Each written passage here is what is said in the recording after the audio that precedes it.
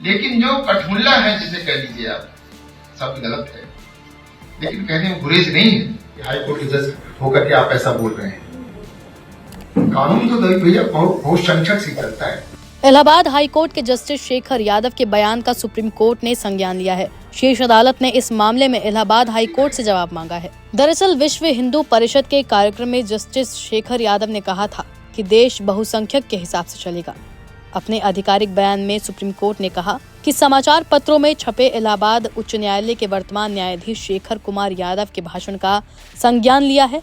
उच्च न्यायालय से ब्यौरा मंगवाया गया है। मामला विचाराधीन है।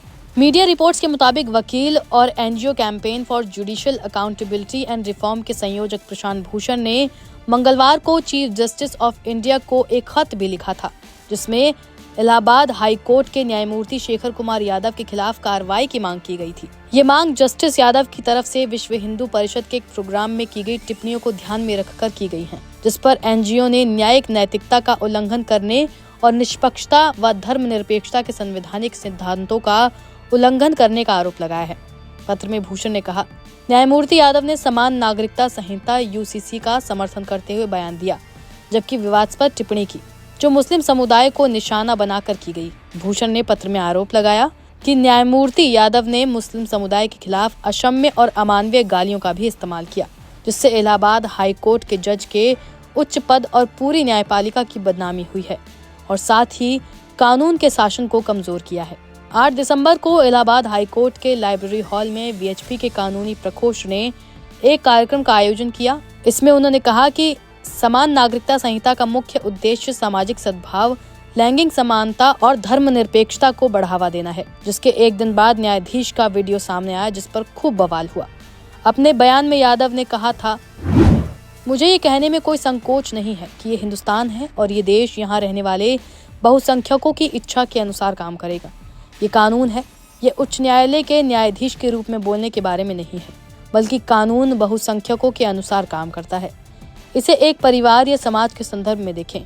केवल वही स्वीकार किया जाएगा जो बहुसंख्यकों के कल्याण और खुशी को सुनिश्चित करता है।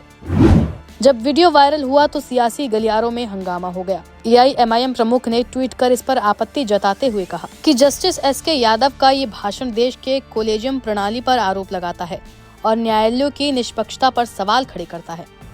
उन्होंने लिखा कि वीएचपी के कार्यक्रम में भाग लेने वाले व्यक्ति के सामने अल्पसंख्यक पक्ष न्याय की उम्मीद कैसे कर सकता है। उन्होंने अपनी अगली पोस्ट में लिखा कि एक हाईकोर्ट के जज ने कठमुल्ला शब्द का प्रयोग किया और भारत में मुसलमानों के लिए शर्तें निर्धारित की।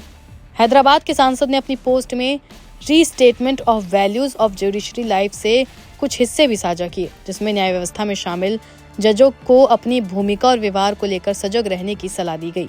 इसके साथ ही सपा सांसद जियाउर रहमान बर्क ने भी मीडिया से बात करते हुए इस भाषण की आलोचना की। उन्होंने कहा कि देश पब्लिक के हिसाब से नहीं बल्कि कानून के हिसाब से चलना चाहिए। सुनिए उन्होंने क्या कुछ कहा।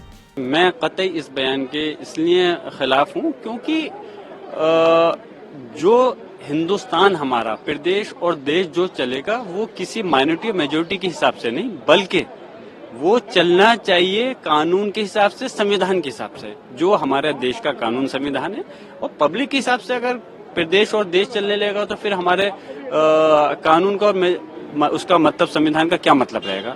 इस प्रकार की भाषा और वो भी एक हाईकोर्ट के माननीय जज द्वारा की गई है। हमें अफसोस है कि इस प्रकार के कार्यक्रम में भी उनको शिरकत नहीं करनी चाहिए, क्योंकि हमारा प्रदेश और देश की जनता जो है जुडिशरी पे बहुत यकीन और विश्वास करती है। अगर वहां से आएगा तो कहीं न कहीं उनके विश्वास पे चोट पहुंचेगी।